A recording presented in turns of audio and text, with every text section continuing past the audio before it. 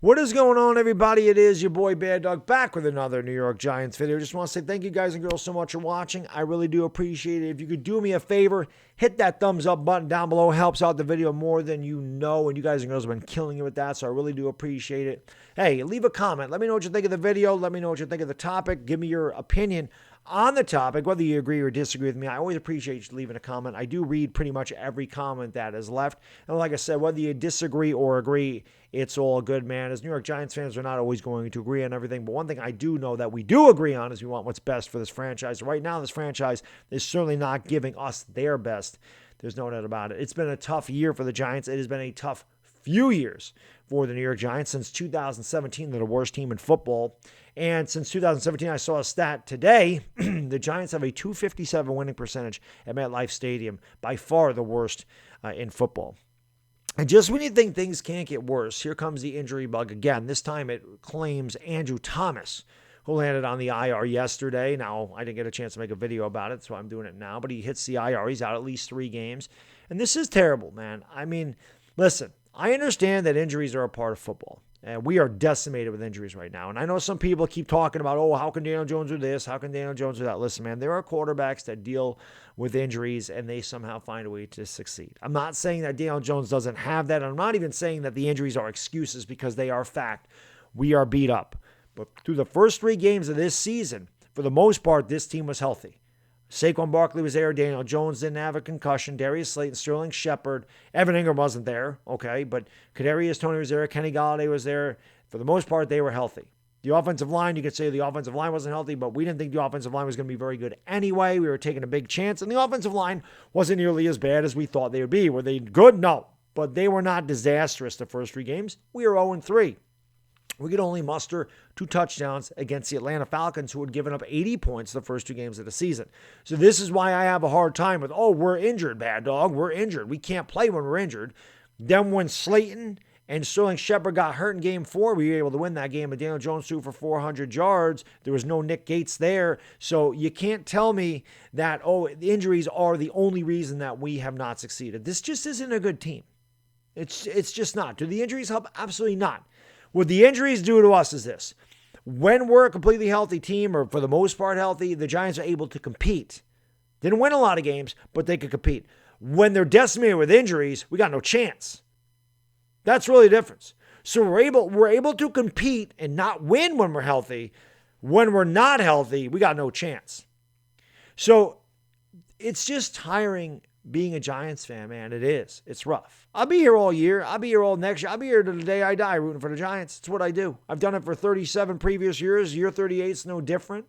I love this team with all my heart. I will continue to represent them. I'll continue to rep them. I'll continue to put out the content. I'll continue to talk about them because I love the Giants. But I wish I had more positive things to talk about. But really, there's not much positive to talk about. It has been tough. There's no doubt about it. I feel like we deserve better as Giants fans. And I'm telling you right now, man, you see it already.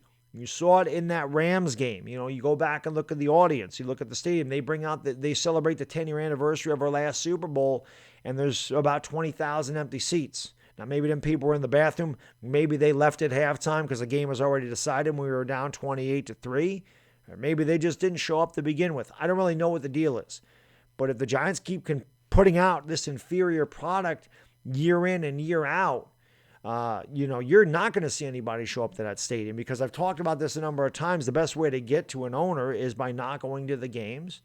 And honestly, why do people, I mentioned this a couple of videos ago, it's like going into the dollar store and paying $10 for a soda. Like, why would you spend all that money to watch a really bad Giants team? And, I'm not saying that fans are, you're fair whether you're not going to the games. I don't think that you should have to pay all that money to go to a game when you can watch them on television, especially when they put out a bad product. When you're not getting your money's worth, why would you do it? It sucks. The Andrew Thomas thing really frustrates me more than anything else, because I've mentioned this before, and I'll probably mention it till he either fixes it or he's not a Giant anymore. When I talk about Daniel Jones, I think Daniel Jones has a great skill set. I definitely think Daniel Jones has a talent to win in this league. I think Daniel Jones has a talent to be a very good quarterback. But I think Daniel Jones' biggest problem lies in between his ears. And when you're getting smacked around and you don't have faith in your blindside protector, and you're either hurrying the ball or you're making bad decisions, you're making hasty decisions because you're afraid you're going to get hurt, that definitely plays a part. And I can't blame him for that. When Andrew Thomas is there, and Andrew Thomas has been playing extremely well this year, he looked like a different quarterback. Against New Orleans, he looked like a different quarterback, right? That was probably the best game he'd ever had as a Giant. He looked fantastic. Andrew Thomas doesn't play against Dallas. He starts out 0 for his first 6. There's just something to be said about the left tackle. It is probably the second most important position on the offense outside of the quarterback. Now, obviously, a right tackle, if you're a left-hander like Tua or something, if you're a left-handed quarterback, the right tackle is your blind side. But it's such an important position, and now we're without him for the next 3 weeks. See, what hurts me is this, and we talk about Daniel Jones a lot, and with obvious reason, he's the quarterback of the team. The quarterback is the most important position. You build your offenses around your quarterback, you really do, okay? Unfortunately, we haven't built anything around Daniel Jones, if we're being fair, but Daniel Jones, we may never know what the hell he can really be, because if there's no pieces around him or these guys are getting hurt, they're going to continue to say, oh, well, what if he has this? And what if he has that? That's why they brought in Kenny Golladay. That's why they spent the $72 million on Kenny Golladay to get him a number 1 receiver. Now Kenny Galladay's hurt. And, what does that mean for the Giants going forward with Daniel Jones? Does that mean that they're going to sign him because they think, oh, well, if we do stay healthy and if we do have all these players, that he can be successful? Or do you say, nope, that's not working. We have to tear it down and start over again? I know there's some people that love Daniel Jones. They don't want to see Daniel Jones go. They think he's a franchise quarterback. And then there's other people that no matter how good he plays, they're going to say the guy sucks. It is really difficult. And it's a tough situation with this entire team because the team's losing.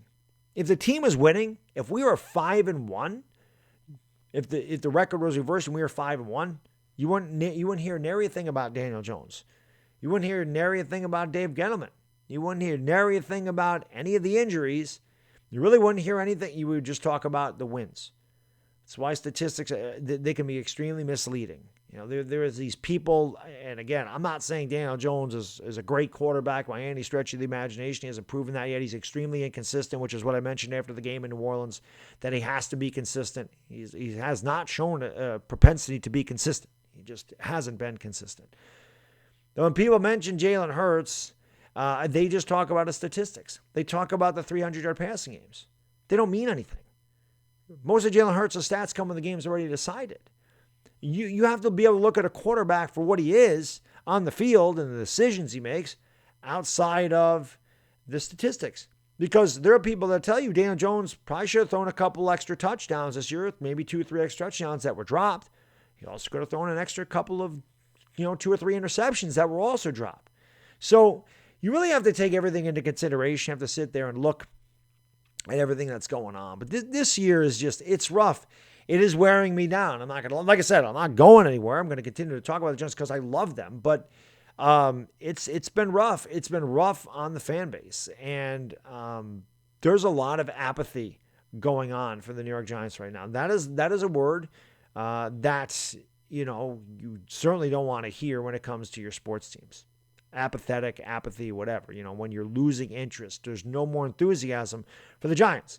The New York Giants organization, franchise, has beat the enthusiasm out of its fan base. I mean, honestly, guys, I'll ask you again, if you made it this far, what are you enthusiastic about the Giants going forward? What makes you enthusiastic? What makes you continue to have interest other than the fact that you just love the Giants and you'll be a Giants fan for the rest of your life and you're going to watch them good, bad, or indifferent? What do you look at on this team and go, man, this is something to get excited about?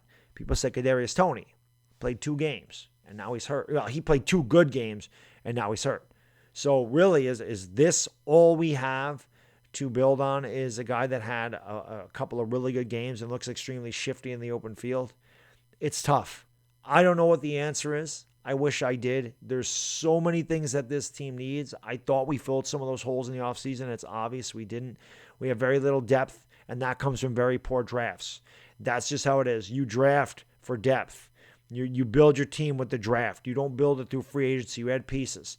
And again, I thought we were ready to take the next step, and that's why you go out and spend $100 million, but it didn't work out. And now we're in really deep trouble because our cap situation's terrible. People keep talking about we got to trade this guy, we got to trade that guy. Well, that dead cap money is still there. And it doesn't go away just because you trade a guy. So it's been a really rough year. And, I just hope it gets better. I want to see this team win. I don't care if we don't make the playoffs. I don't care if we win 6 games. I want to see this team win. I just want them to win. I can't ever root for them to lose. I can't root for them to tank. I don't have it in my blood. I want to see them win some games. I want to see some good football, man. We haven't seen good football here in New York in years. In years, man. And not even 2017. 2016, I know we were 11-5. That wasn't good football. Defense was good. 2015, the offense was good. 2014, we weren't good. 2013, we weren't good. It's been a long time, man. And it is tiring. I just want something to say, okay, maybe this is going. And they fooled me last year. They were 5-3 in their last 8 games. And they were injured last year, and they still found a way to be 5-3 the last 8 games. So I don't know what the answer is. I just think this whole thing sucks this season. Andrew Thomas going on the IR. Kadarius Toney probably doubtful with an ankle. I wouldn't play him. Daniel Jones, who knows what he's going to be going forward, and who knows that? I don't even know, guys. I don't even know. But anyway, sorry to be the bearer of gloom and doom in this video.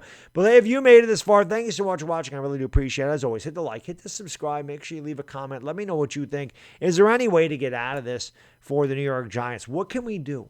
What is the answer? Somebody please tell me the answer. It's Bad Diggity Dizzle. I'm out. Peace.